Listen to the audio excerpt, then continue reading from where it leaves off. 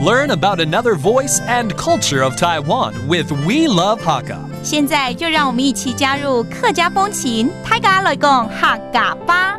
Hello, it's time for some practical Hakka here on ICRT. Hello， 你好，大家好，我是 Alice Pong。你好，大家好，我是Lim Zep Siu. It's Joseph Lin along with Alice to teach you vocabulary in the language known as Hakka.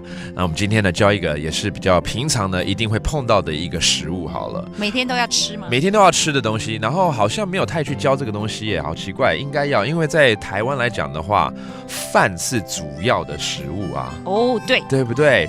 Rice is like the staple of all foods here in Taiwan, in Asia for that matter. So we should teach you vocabulary that are associated with rice. 饭就这样饭很简单，对不对？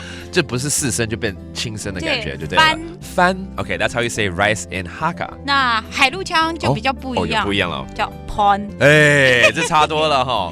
Pon， 这完全就是另外一个这个起头的音了。Pon, that's a different dialect for saying rice. Okay, when you're at a restaurant or maybe you're at home, you want to say, "Give me another bowl of rice." 请再给我一碗饭，怎么说呢？请你给我添一碗饭本爱。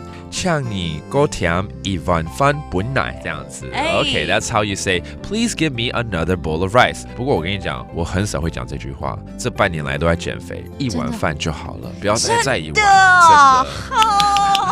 所以这句话交给其他还在成长的少年们。Okay. Actually, when you say eating rice in Chinese, it just means did you have your meal already? 我们讲吃饭，并不是说只是饭而已，是说有没有吃中饭啦、晚饭啦、早餐等等，对不对？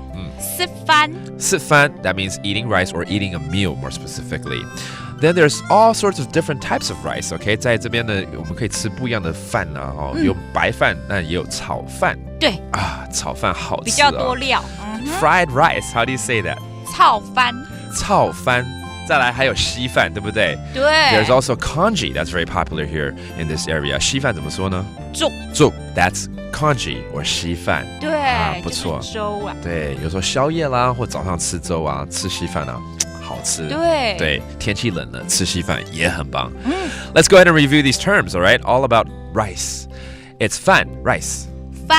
饭 okay. Having a meal or having rice 吃饭and there's fried rice 炒饭 and then there's 稀饭 congee 粥 that's congee. So there you go. That does it for today's practical Hakka. 什么泰嘎？俺只say 张来了。客家风情由行政院客家委员会监制。We Love Hakka has been brought to you by the Executive Yuan's Council for Hakka Affairs.